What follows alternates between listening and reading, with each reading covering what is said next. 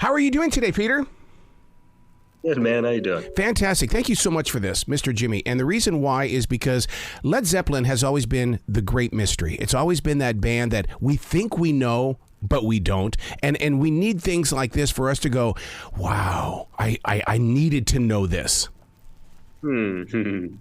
Yeah, I think agreed. There's something extra cool and extra mysterious about, say, Jimmy Page and Led Zeppelin. And I think, it's funny, going into this, I already had a couple hundred Led Zeppelin bootlegs, so I kind of thought I knew it all. But working with Akio, and once you wind up in a Japanese basement with an 80-year-old amplifier guru soldering in capacitors, you realize, maybe there are levels to this game, and there's a lot more to learn.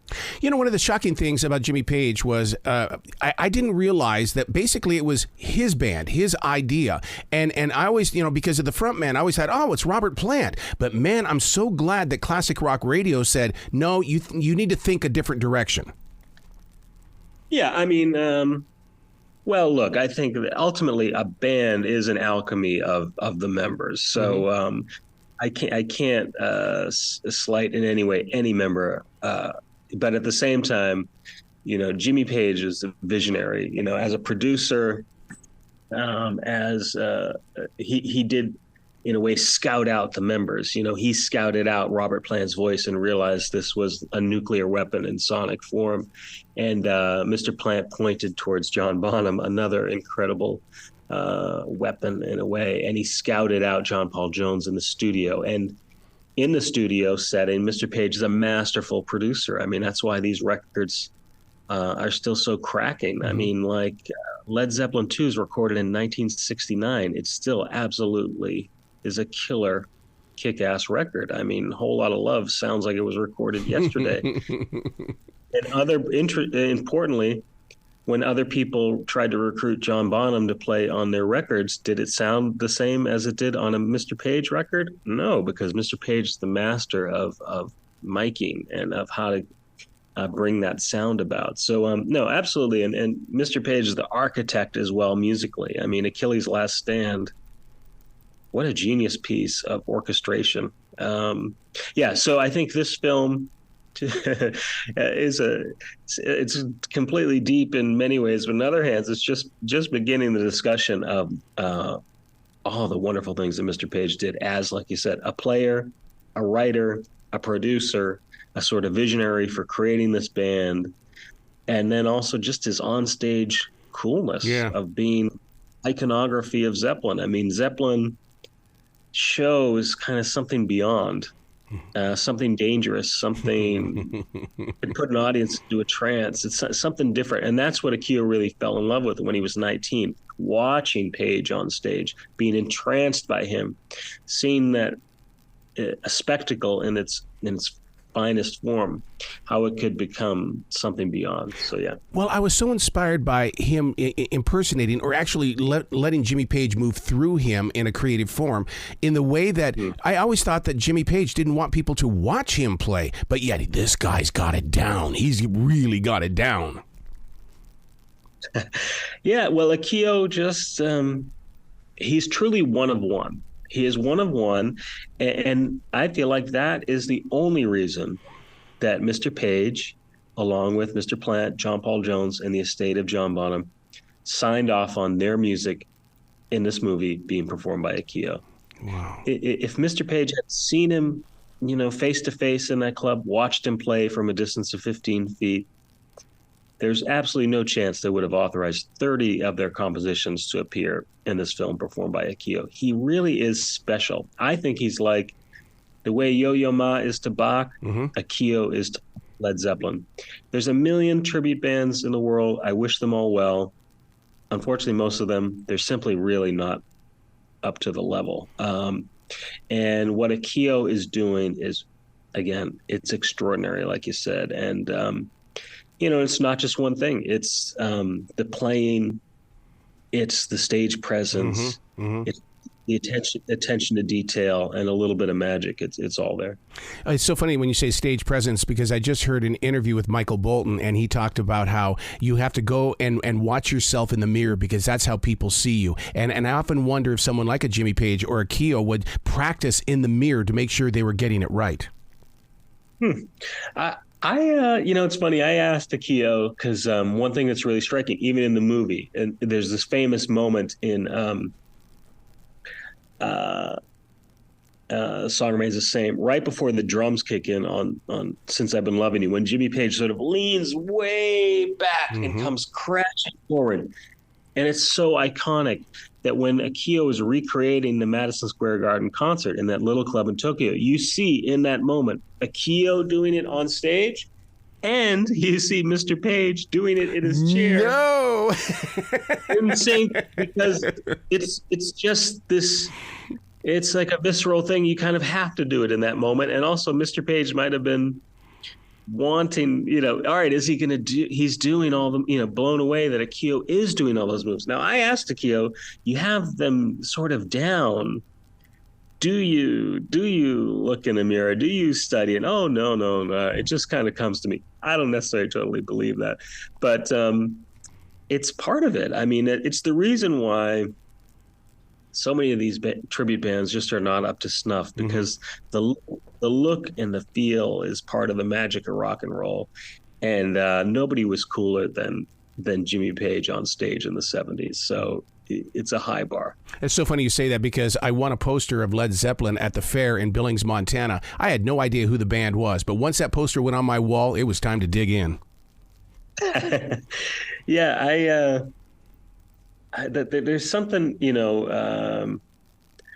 I think what Jimmy Page captured was that iconography thing. And I don't think it was necessarily conscious or not, but it's something about, there was something so magical and mysterious about Page, say from 73 onwards, with the stage costumes and dragon suits as they evolved, that it was like another world. So as a kid watching The Song Remains the Same and these wild outfits and these extended trippy solos, that was really cool, because it just showed you something beyond the cookie cutter world of pop music. Yeah. What did you learn? Because, I mean, to see this happening, these are two completely different generations, and for you to take your lens in there to capture it, you had to have picked up on something. Oh, yeah, a million things. I had never been to Japan before I made this film, and being there 3 or 4 days, instantly I was kind of light bulb went off. I was like, oh, of course Akio is like, of course he is this detailed. In Japan, and this is a simplistic interpretation, but order, detail, respect, precision, it is imbued in the culture in every layer. And I remember being there for a couple of weeks, having to do laundry, going to a laundromat, putting 100 yen into a machine, getting a little box of soap detergent. And the box of soap detergent was so beautiful. It was like a little work of art. And it was a box of laundry detergent. I took a photo of it. I was like, this is too beautiful to open and rip apart. You go into a 7-Eleven, it was like going into Tiffany's on Fifth Avenue. Wow. It was like, welcome to our store. Thank you so much for coming. I was like, am I in a 7-Eleven? What is going on? It was so precise, so beautifully rendered. And I learned a wee bit about Japanese culture. And then really, I just learned about because the thing that comes out is as Akio's recreating, say, a 1970 sound versus a 1973 sound versus 75 sound, is this amazing progression of Mr. Page's guitar sound and how it was constantly moving forward. And it wasn't static. He never, ever rested on his laurels. Mm-hmm. He was trying new sounds, new things. His guitar tone from 70, totally different to 75. And that just harkens back to the original. You want to dig into the records and the live recordings, because Page was just constantly pushing it. Mm-hmm. Mm-hmm. So we saw Jimmy Page work with David Coverdale He's been known to work with other people. Do you think he would do something with Akio? Probably not. I mean, that might be a Stretching little too Yeah. Nabokov or somebody might write about it. Like, I feel like, playing with your double or imitator, who knows? I think it could be a curious. I mean, obviously, if he's said, "Hey, I'd like to do this," Akio would be there. So I don't know if I see that necessarily happening. But I think there's no doubt still that Mr. Page really took seriously the work that Akio had done. Mm-hmm. And like I said, that endorsement changed Akio's life. And no one, more than me, more than you, no one can appreciate the work it took for Akio to do this and recreate, say, a 26-minute Dazed and Confused more than the man who played it himself, Mr. Page. God, just to get into that moment. And that's the thing about it, is that this guy, Akio, really gets into that moment, which is what lead guitarists are supposed to do, because when they close their eyes and take off, as a fan of music, we take off as well. Yeah, I mean, and I kept thinking, filming Akio, like, I filmed him a lot over years and years, thinking, all right, man, you've been doing these numbers yourself now for 30, 35 years. You've played Stairway to Heaven 12,452 times. You're going to maybe phone it in tonight, even you might clock out for 60 seconds. Man, not once, not for 1 second. His friend Makoto in the movie says, Akio has held on to that. He calls it Led Zeppelin shock of a teenage feeling of hearing it for the first time, feeling it for the first time, falling in love with the record. And we can all connect to that. We all remember a record, a riff, a moment, something that you felt you were so infatuated, so in love with an artist or a record, a sound. And now we're all jaded and cranky and old, and and being around Akio, he's in his late 50s, and he still has that. And on stage, like you say, he's totally still there. It's like when I was dancing around in my underwear in my bedroom as a teenager playing air guitar to Song Remains the Same live. Man, was I ever happier in my whole life? No. And Akio is that staying in that pureness and that energy and that excitement to this day on stage. It's pretty great. How did he change when he moved to California? I think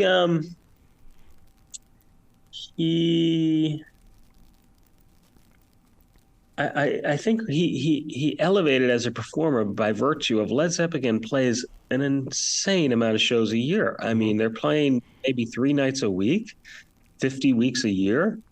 So, he had gone from playing a couple shows a month to 150 times a year or something like that. Wow. So I think it just elevated his stage presence. More comfortable being on stage. And so stage chops and stage presence completely elevated. Obviously, his English got better. And I think he really liked playing for an American audience, because in Japan, I mean, I love Japan, love going there, but it's dead quiet during a song. I mean, the audience is just sitting there respectfully watching, and then they quietly wait for the last cymbal crash to fade out. And when the fade is complete, like it's just a different vibe. And that, I mean, in some ways, that's performers can really like that. I think Jimmy Page talked about how it was kind of cool because you could actually, during all the improvisation, you could hear what everybody else was doing. At the same time, Akio really loves the fun and the energy of an American audience. Yeah, let's go. Oh, wow. Like giving him that energy. So he really likes that. This documentary has got to be for closet guitar gods as well. Those that are sitting at home that, they pull up their guitar, they play it in the garage, or they'll do it in their living room. But man, they need something that's going to bring them out to be seen, because there's such a music story in the hidden away world of music. Yeah, I mean, I think this movie hopefully appeals to obviously people who love Led Zeppelin, guitar freaks and nerds, but I think also you can just connect with maybe you're not a Led Zeppelin fan, maybe you love Huey Lewis. Who doesn't love Huey Lewis? But you might connect with just someone chasing their dream, because for 40 years, Akio has pursued one thing, Wow. one love in life. All this man wants to do is play the music of Led Zeppelin. Please give me a stage. Please give me an opportunity. Or it's all he wants to do. And like all of us in life, unfortunately, at some point you get your ass kicked. You take one on the chin. You know, in his case, he wound up in Studio City without an agent, without a manager, without a band, without a gig, without a show. And having to consider, do I take my day job again? You know, consider he's a 50-year-old guy working a day job his entire life, quits, moves to America. For the first time in his life, he's a working professional musician. I'm an artist now. I'm an artist. A year later, it's all gone. Do I have to quit and go back to that life? And he literally says, I don't think I can do it, but he was on the precipice. So I think if you have a heart, you just connect with that. You just connect with somebody going for it. Go for your dream. That's why we're all here. Go for your dream. Go for it. And when somebody takes one on the chops, it just makes you want to root for them more. So true. Wow. You got to come back to this show anytime in the future, dude. There's so much of your story that we need to learn. Thanks, man. I really appreciate that. And it's great digging into it, because I do think, like you said, there's a lot of guitar minutia, guitar detail. We can talk about solders, capacitors. But I think there's some more meat on the bone there as well, in terms of just going for it as an artist. And, you know, like I said, taking some on the chin, but then just taking another step forward. Absolutely. Well, you be brilliant today, okay, sir? Thank you, my friend. Really appreciate it. Thank you, Guy.